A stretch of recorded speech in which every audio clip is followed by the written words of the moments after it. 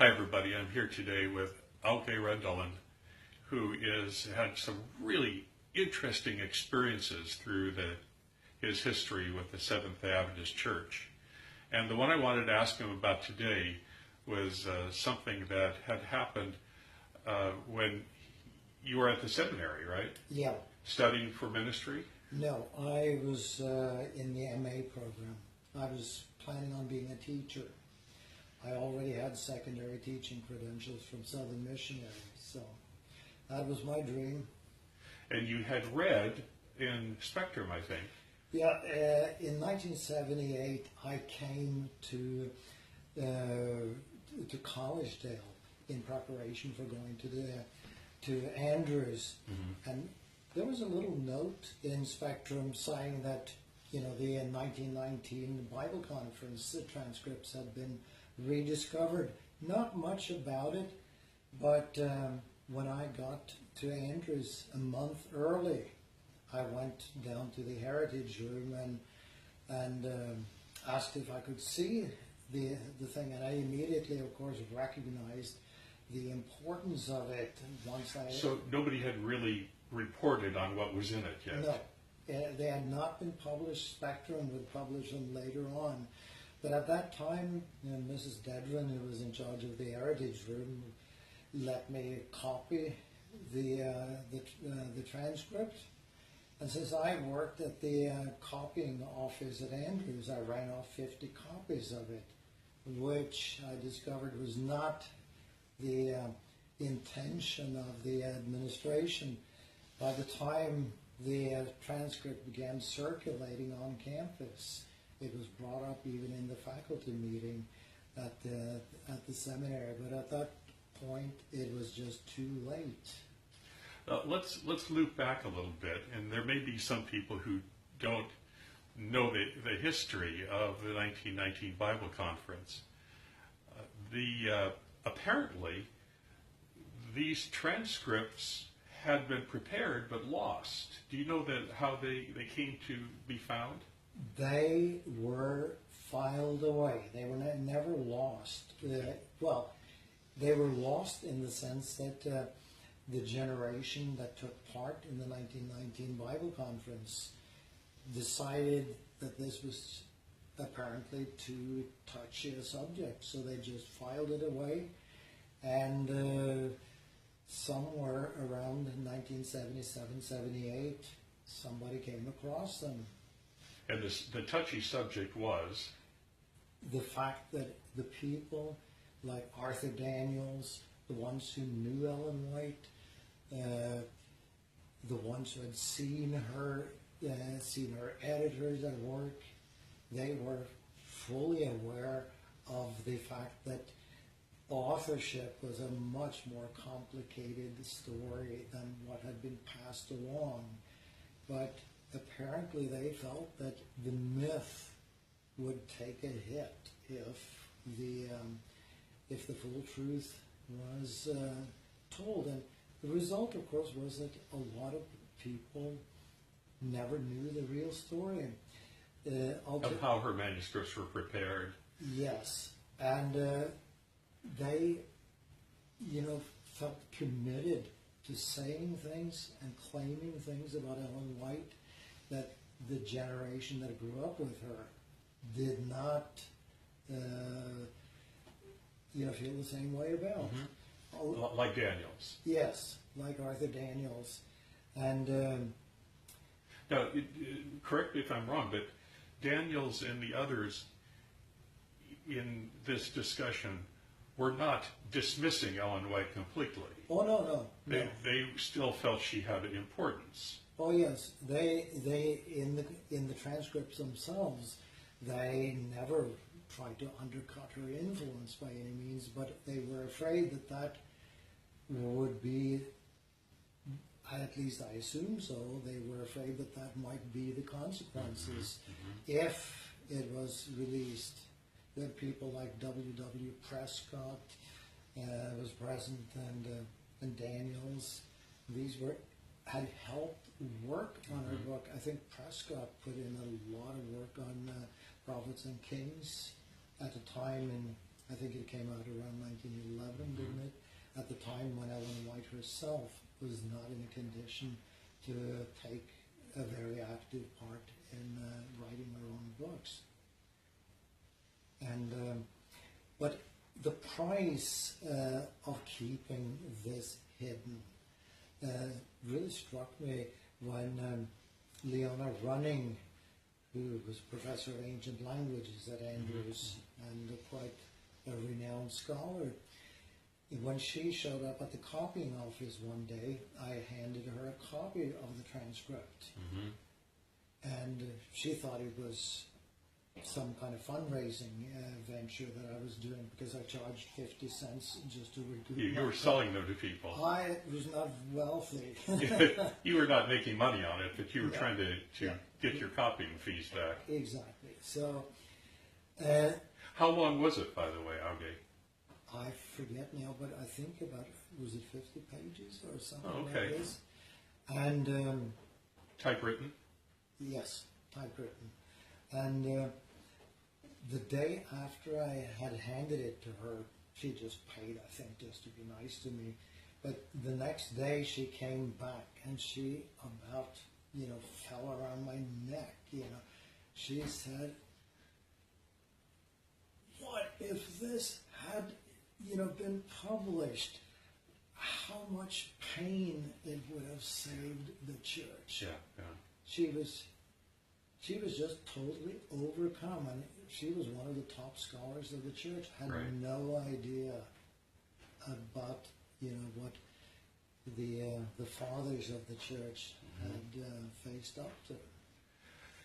Well, like you said, there is a story, a sort of a founding myth to maintain that Ellen White had everything sort of magically revealed to her without any additional work. Exactly. And she certainly was a prolific author, and she appeared to have been a very thoughtful person in many ways, but she did have help. She had help from the very beginning. James White, of course, was her first editor. And these people like Daniels, they had seen Marion Davis, they had seen the other secretaries at work.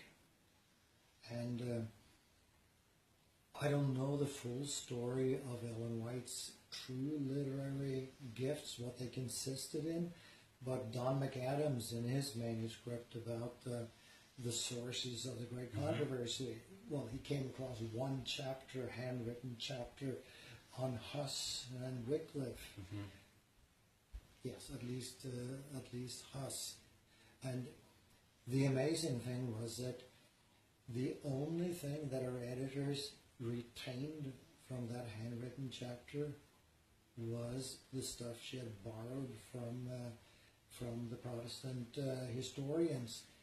What she herself had supplied or added, they just simply crossed out because it was not up to standard.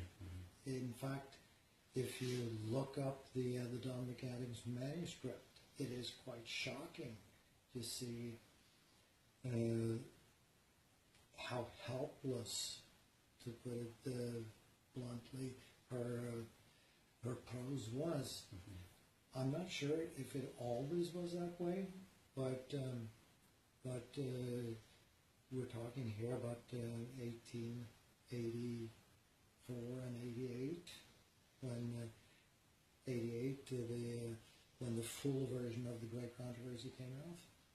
So back to your role in this, which is kind of interesting. You were interested. You borrowed the manuscript, copied it.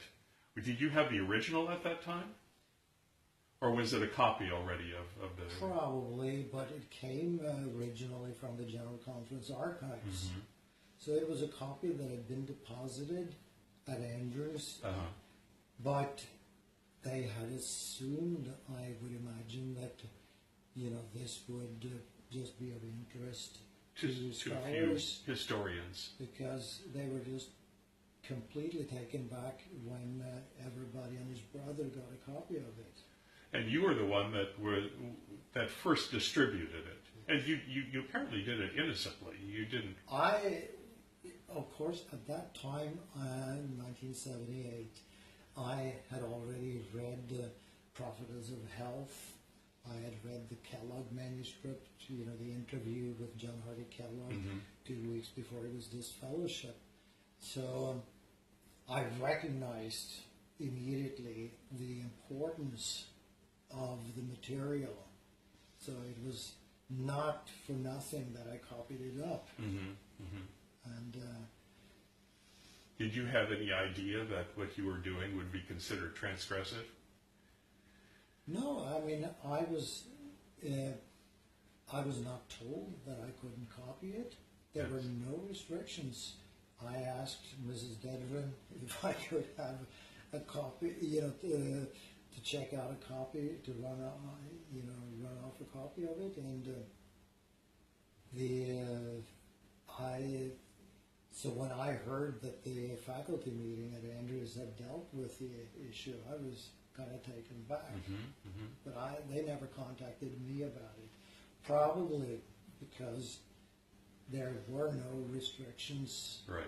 placed on it. Right.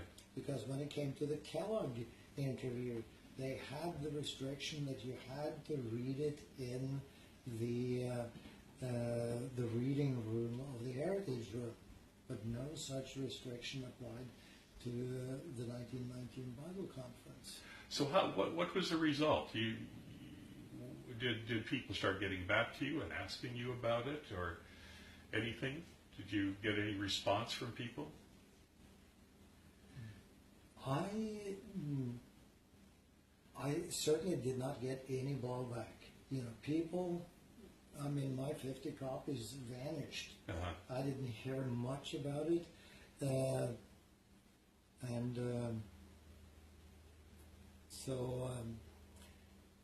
Obviously you're talking about a university here, and I spread it to people I knew would have an interest in it. Right.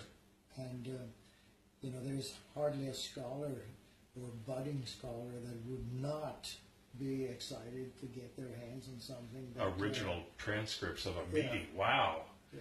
And then to discover in there that you had wise church leaders who were saying, we need to be honest about this, or it's going to blow back at us. It's going to come back and hurt us later on. Yeah, it's been years since I actually have read the transcripts now, but I don't believe that they actually were that blunt about it. They debated the issue, but it seems to have been just concluded without any action taken or any conclusion drawn. There are those that have argued that the demise of Arthur Daniels was due to some of the viewpoints that he voiced at that conference. That I don't know. Right. Because already at that point there were people who were sort of making Ellen White into a saint who could right nothing wrong and had done it all herself. And there were people who were very defensive of that kind of view of her at that time, like S.N. Haskell, I believe, was one of those who believed that even if she didn't realize that she was almost equal to the Bible. Oh yes, yeah. In fact, you have people going on the record in the same year of 1919 arguing that Ellen White was the official interpreter of the Bible, which has been de facto or was de facto for many years. Yes. The truth, but Not so much now. Not so much now. That is true from what I can see. Yes. Yeah, that's changed tremendously. When I was a young person in the church, I remember whole sermons that were nothing but Ellen White quotes. Even if it said scripture in the bulletin, it could be an Ellen White quote next to the line that said scripture. I have not seen that for years and years and years. Yes, and every argument could be nailed to the wall with a 10-inch nail if you had the right quote. The right quote. Yeah. So, And I remember that the final quote, that would, if you got into a really good discussion, somebody would say, Ellen White says there are things that are too complex for us to look into, and then right there it stopped. You couldn't talk anymore. Yes, that is the way I remember it from the 1970s. If you could not investigate a subject upon which she had clearly pronounced,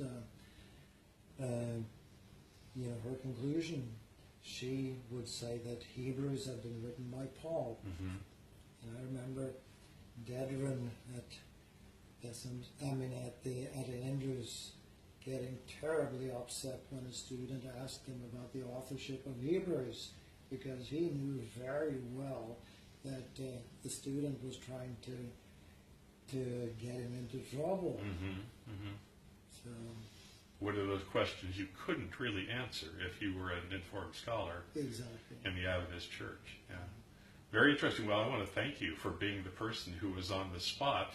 It's sort of a bit of a serendipity there that you were there just at the right time. You were the first person to ask to borrow it, make the copies, and so who knows what would happen. It might have gotten buried again. Presumably, since Spectrum had taken note of it, they would have gone ahead and published it the way they did. Mm-hmm. I don't know. I have never really considered my role important at all. I have no idea if it contributed anything, but it certainly, at Andrews, it kind of let loose a flood. Right. You were there when you saw it really take off. Yes. As a concept for people to understand Ellen White a little better. Yes. Yeah. It just seems to me that understanding things like this needn't destroy people's appreciation for Ellen White. If she has good things to say, but I really am glad that somebody has pointed out that there was a much more human process involved there. Yeah. The problem with Adventism is that it classically was a messianic movement, so that the movement was as much the message as the gospel was, Mm-hmm. and you simply could not own up to any imperfection, because it was tantamount to questioning God Himself and the perfection of God. That's a very good insight. Because you remember from at least I remember from the 1970s, that Review would put out publications like "Who Are the Seventh-day Adventists?" Mm-hmm. You got the impression that Adventism was God's rescue boat. It was Noah's Ark for the last, for the end of times, and nobody could start kicking the planks of God's own ark, without consequences. And one of the things that this manuscript did is helped us understand that those who were on the inside were aware that there were some things about the ark that weren't all that solid. Yes, when you have Leroy Edwin Froome burning his files before he died, there was a reason why he did that. I didn't know that. Yes, he did. He did that. As far as I understand, there are no personal files left by Froome. And probably because he realized that unkinder eyes than his own would draw unkinder conclusions. Yeah. I don't know if you read a piece that both Spectrum and Adventist Today published a few months ago. It was T. Joe Willie's interview with Walter Ray before he died. Yes. And there were a lot of interesting things in that interview, but the one that stood out to me was that when Walter Ray took his findings to church leaders, a lot of them already knew it. And they were mostly upset that he was trying to reveal it. They probably didn't know the full extent and all the things that he had found, but they knew that there were problems there, but they didn't want to talk about it. Exactly. in Ed Zackerson's upcoming biography, he writes about being sent out to meet with Ray. He and one of his colleagues, Dr. Springett, went out to meet with Walter Ray on behalf of the General Conference. And the reason they went out there was to stop him from publishing. And they actually convinced Walter Ray to do so, but he had certain conditions, and they were not willing to meet those conditions. But it was not his ideas, his scholarship they questioned, but as you say, the fact that he had the nerve to publish it. Transparency is not the friend of groups like ours sometimes. When you have a messianic movement, you simply cannot allow yourself the luxury of appearing like anybody else. I remember in the years that I was a member of the church that the greatest fear that people had was that we would end up, as people said, being just a denomination among others. Just like the Sunday keepers. Exactly. Yes. Because there was this feeling that, the remnant was qualitatively different. It was the only church, the only group of people that God officially endorsed. Right. The others were stray sheep that could be gathered in by the mysterious grace of God, but you had this salvation. There was no official, at least, endorsement outside of the church. Not a whole lot different from what Catholics. Very similar, isn't it? Because Catholics also talk about, after Vatican II, about the estranged brothers. Separated brethren. Separated brethren, Yes. exactly. So they are kind of in a special category where they may, with God's grace, in spite of everything. There is an interesting tendency I've noticed through the years in organizations of all kinds that when you have an organization that focuses a great deal on an enemy, they tend to become a bit like their enemy. Yes, the basic difference between Catholicism and Adventism is that Catholicism has believes that God's grace is free, just like Protestants do, but that it is funneled via the church through the sacraments. Adventists traditionally felt that the grace of God was also free, but that it was channeled through orthodoxy, so that if you denied the Trinity, at least in the 20th century, you would be excluded from the grace of God.